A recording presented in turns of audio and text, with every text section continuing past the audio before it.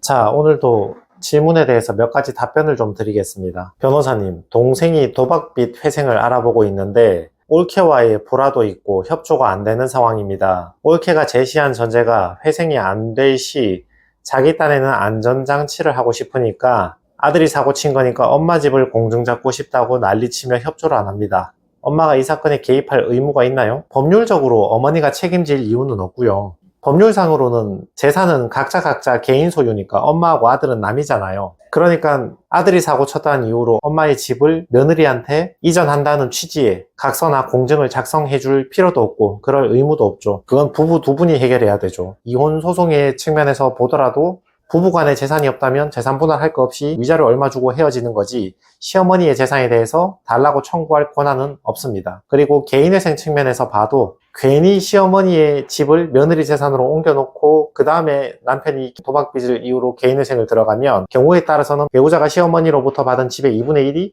남편한테 청산가치로 반영돼서 괜히 재산가치가 높아져서 변제하기 힘들어진다거나 그때 가서 아차 실수였구나 깨닫고 집을 돌려주면 채권자들이 사회행위 취소 소송이다 이런 불필요한 소송에 걸리는 경우가 있으니까 뭘로 봐도 어머니의 집을 며느리한테 줄 필요는 없는 것 같습니다. 도덕적 해이를 부추기는 참 한심한 얘기네. 힘들게 벌어서 빌려준 남의 돈은 어떻게라도 갚아야지. 떼먹는 방법을 알려주시네요. 개인회생 파산은 선량한 채권자를 죽이는 합법. 떼먹는 방법을 알려준 게 아니고요. 그 웬만하면 보지 마시기 바랍니다. 나는 주식 코인 안 해서 돈 못 벌었는데 내 친구가 코인에서 돈을 10억을 벌었대. 맨날 그 친구 인스타에 들여다보고 앉아가지고 내 친구는 코인으로 부동산으로 돈 벌어서 슈퍼카도 사고 명품 백도 들고 다니는데 나는 왜 이렇게 사냐. 그거 맨날 쳐다보고 앉아가지고 비교만 하고 있으면 얼마나 그 속 터지고 답답합니까? 안 보면 되지. 이것도 마찬가지죠. 빚진 사람이 채무를 탕감받았는데 나는 탕감을 못 받은 거야. 그러니까 저걸 보면서 상대적 박탈감을 느끼면서 혼자 스스로 비교하면서 괴로워하는 거죠. 그냥 보지를 마세요. 그리고 개인회생과 관련된 법적 조언은 돈을 떼먹는 방법이 아닙니다.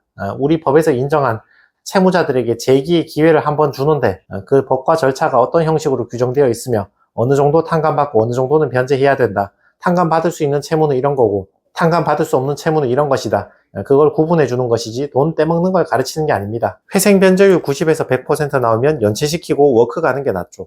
요거는 뭐 개인에 따라 다른 거죠. 개인회생이 제일 망한 게 변제율 100%잖아요. 그리고 워크아웃은 웬만하면 변제율이 높으니까 뭐 반드시 그런 건 아닌데 평균적으로 봤을 때 개인회생의 변제율이 높게 나오고 좀 망한 케이스가 신복이랑 비슷한 수준이죠. 이렇게 생각하시면 돼요. 3년이든 5년이든 짧고 굵게 끝나고 싶은 사람은 개인회생을 하시면 되고 나는 8년이나 10년 가늘고 길게 가는 게 낫다. 생활비가 많이 필요하다. 이런 분은 신복이로 가는 게 낫죠. 근데 제가 만나본 수많은 채무자들이 변제율이 높다 하더라도 웬만하면 개인회생을 선호하죠. 매달 변제하는 게 뭐 좋은 일이라고 최대한 빨리 끝내고 싶어 하죠. 8년, 10년 변제 계획 안 받았는데 10년 동안 내가 계속 안정적으로 직장을 다닌다는 보장이 없잖아. 살다가 뭐 실직할 수도 있고 월급이 많이 줄어들 수도 있고 뭐 어떻게 될지 모르니까 웬만하면 회생으로 짧게 끝내고 싶어 하시죠. 요거는 그냥 개인의 선택입니다. 30살 청년입니다. 억울하게 전세 사기를 당했는데 월급 150만원짜리 직장에 입사해서 회생을 신청하게 되면 변제 기간이 늘어날 수 있을까요? 만 30세 미만은 2년이라고 하던데 아직 만 29세입니다. 그거는 본인이 그런 직장에 다닐 수밖에 없는 이유를 설명을 잘 해야 돼요. 8시간 풀타임 근무인데 최저시급 미달이라면 그건 어떤 특별한 이유가 있어야 되는 거지. 사지 멀쩡한 20, 30대 남자가 최저시급 미달되는 직장이 상식적으로 일할 가능성이 거의 낮잖아요. 그러니까 이런 경우는 법원은 정당한 이유가 없으면 변제 기간을 늘리는 경우도 있긴 있다 이 말입니다. 물론 늘리지 않고 그냥 봐주고 통과하는 경우도 있긴 합니다. 요거는 진행해봐야 아는 일이고 만 30세 미만이 무조건 2년이 아니고 그 변제기간 단축 특례를 하는 게 서울회생법원인데 서울에 관할이 있는 경우에 30세 미만이 신청했을 때 주식, 코인, 토토 같은 탕진 사유가 없고 채무가 일정 금액 이하이고 변제율이 어느 정도 확보가 됐을 경우에 2년을 해줄 수도 있다. 이런 규정이니까 구체적으로 좀 따져보셔야 될 것 같아요. 자, 오늘 참고 사건 좀 소개해 드리겠습니다. 가족관계 증명서 보시면 30대 후반 미혼 남성이죠. 이분의 진술서를 보시면 병원에 가서 11시간 동안 응급수술을 했다. 대출을 받아서 국내 선물 코스피 200에 투자했지만 4천만 원의 빚만 늘어나고 코로나 사태로 다니던 직장에서 실직하게 되었다. 요약해보면 사회생활 시작할 때부터 형편이 별로 안 좋았던 사람이에요. 채무자들 중에 그런 분들 많거든요. 아버지가 사업 실패하든 아버지가 실직하든 그냥 아버지 때부터 돈이 없었어. 그런 상태에서 고등학교 졸업하고 바로 사회에 진출하든 아니면 학자금 대출받아서 대학교를 다니든 사회에 시작할 때부터 빚져서 시작하는 경우가 많이 있죠.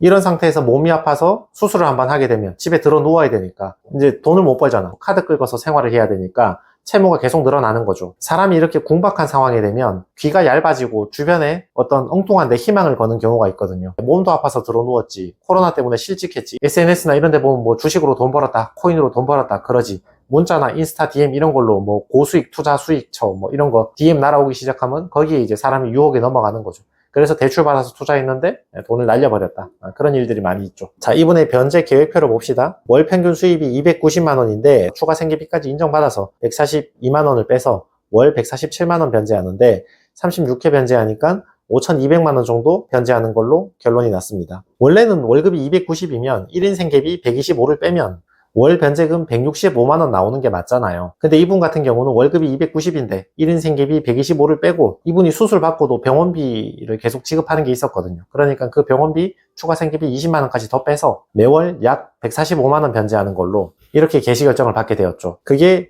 채무 원금의 27%를 변제하고 73%를 탕감받고 이자는 100% 전부 다 탕감받게 된 것입니다. 이분의 전체 채무액 1억 8,900만 원 중에서 5,200만 원 변제하고 나머지는 탕감받게 된 것이죠. 5월 3일에 신청해서 5월 4일에 바로 금지명령을 받았으니까 하루 만에 금지명령 받았으니까 빨리 받았죠. 그리고 7월 26일에 개시결정 났으니까 두세 달 만에 개시결정까지 굉장히 빠르게 진행된 잘된 사례입니다. 그리고 이분 청산가치가 2,100만 원으로 결정됐는데 주식 코인 탕진 6천만 원 있었는데 관할이 서울이었거든요. 근데 이분은 실무준칙대로 주식 코인 탕진 6천만 원 청산가치에 반영하지 않고 전부 제외되었습니다. 이분은 토토 탕진이 3천만 원 정도 됐었거든요. 근데 서울 관할 법원이라 해도 토토나 도박은 청산가치에 반영하잖아요. 근데 반영하라는 보정이 안 나왔어요. 이건 몇 가지 경우를 예상해 볼 수 있는데 첫 번째는 법원에서 미처 발견을 못하고 넘어갔거나 주식 코인만 얘기하다가 토토는 더 이상 언급 안 하고 누락하고 넘어갔거나 두 번째는 발견을 했지만 몸도 아프다 하니까 그냥 봐주자, 선처해 주자 이런 취지였거나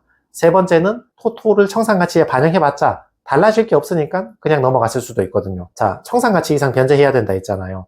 이분 청산가치가 2,100만 원인데 여기에 토토 탕진한 거 3천만 원을 엎었다 하더라도 그러면 5,100 이상 변제해야 되잖아요. 근데 이분은 자녀가 없어서 월 145만 원 변제하는 거니까 이걸 36개월 변제하면 어차피 5,200만 원 변제하는 거거든요. 그러니까 토토 탕진을 청산가치에 넣나 안 넣나 어차피 그 이상 변제하는 사람이니까 법원 입장에서는 굳이 이런 보정은 실익이 없었을 수도 있죠. 그래서 결국 탕진성 사유가 많았음에도 불구하고 변제 기간을 36개월만 인정받아서 27% 변제하고 나머지는 전부 다 탕감받게 되었습니다. 네, 이상입니다.